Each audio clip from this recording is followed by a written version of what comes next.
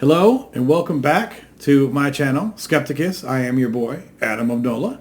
And this series here is called GotAnswers. It's called GotAnswers because this is where we give meaningful answers to the claptrap of sad answers that we get on the site gotquestions.org.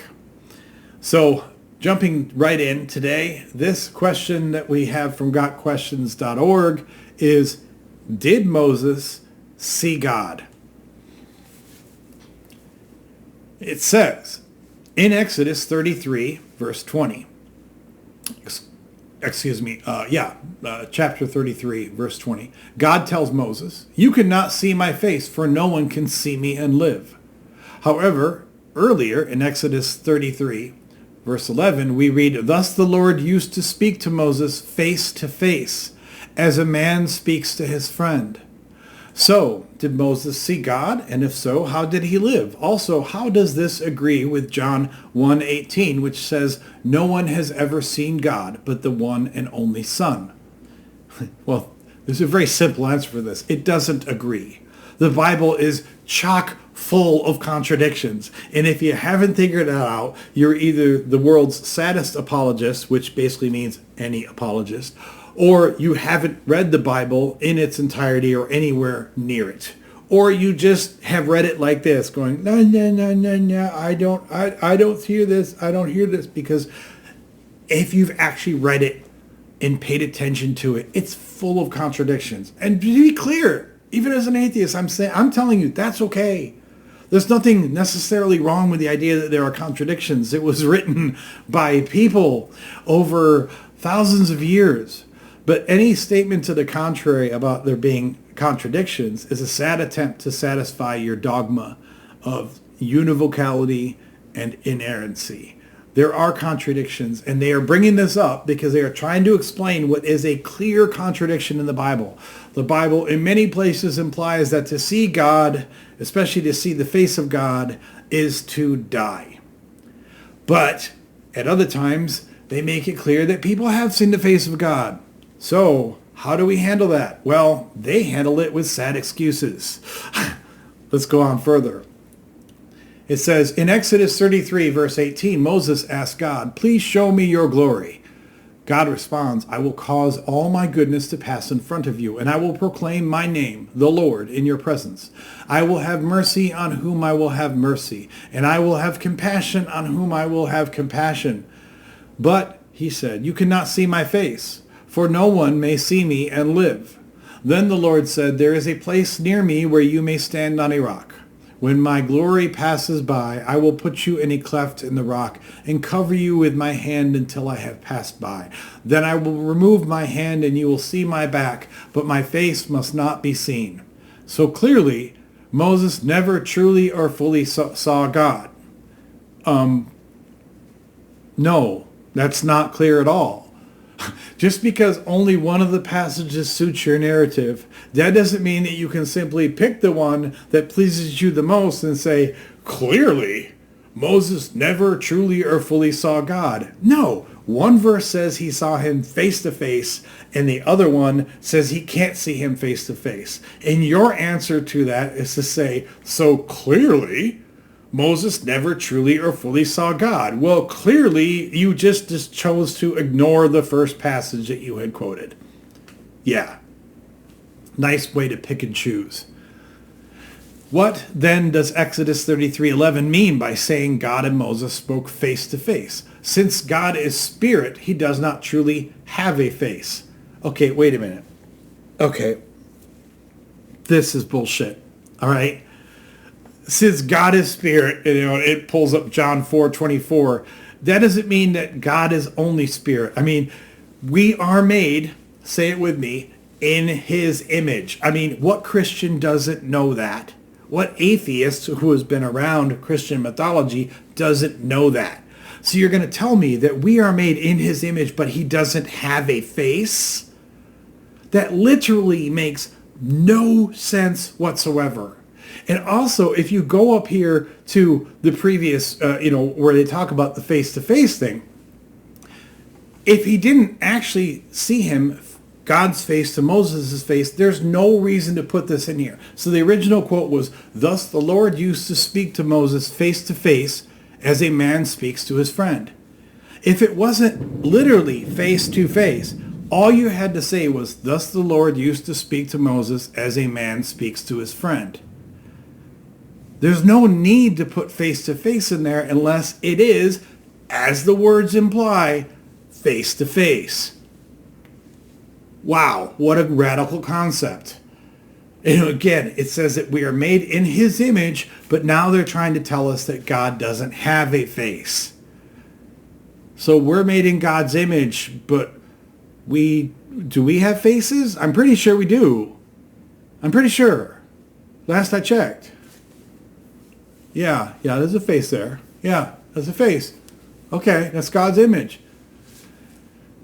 Exodus 33:11 is simply saying that God and Moses has a close relationship. No, that's not what it's saying. Again, if that's all they wanted to say, there was no need to put the phrase face to face in there. They were in harmony with each other, just as close friends are. Gosh, this is weird. God and Moses were not literally face to face, but their relationship and communication was very much like two people who spoke to one another as close friends would. And they know this because anyone else's literal interpretation of the text is wrong, I guess, and their interpretation is right.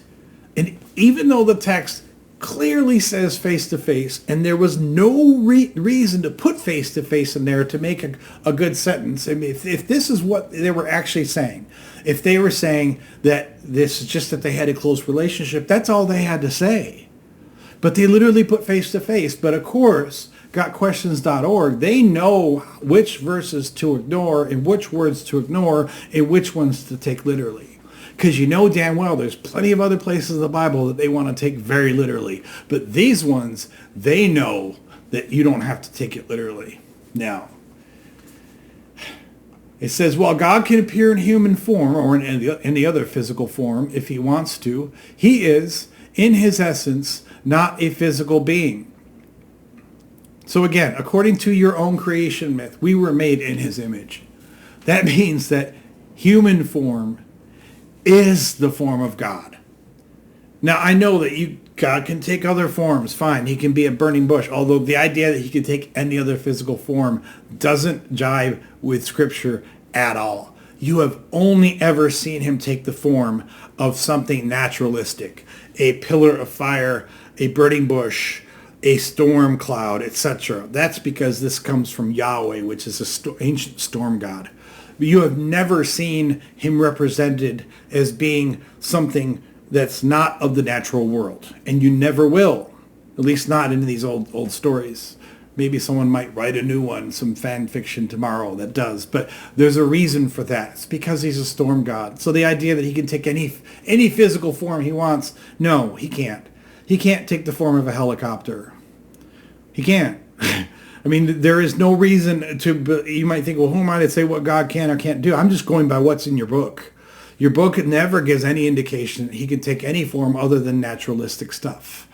The other thing, the form of a human, because we are in his image. So that means that is his natural form. Now, he might have different features, different proportions. Maybe he, in his natural form, looks like a human who's 100 feet tall. Maybe he has lightning bolts shooting out of his arse. I don't know. Maybe he has a crown of clouds or something. But to imply that he just doesn't have a physical being, that doesn't make any sense, or that he doesn't have a natural physical form. It doesn't comport with your own holy book at all. And it denies your own creation myth. It says, many people in the Bible witnessed theophanies, or appearances of God. No one, though, other than Jesus Christ, has seen God in all of his glory. Even the seraphim in heaven cover their eyes as they worship God. For me, one of the most pertinent lessons here is that they never try to describe what God looks like, even when there are theophanies. There's no idea of this was what the person of God looked like. When the elders were said to have seen God on the Mount Sinai,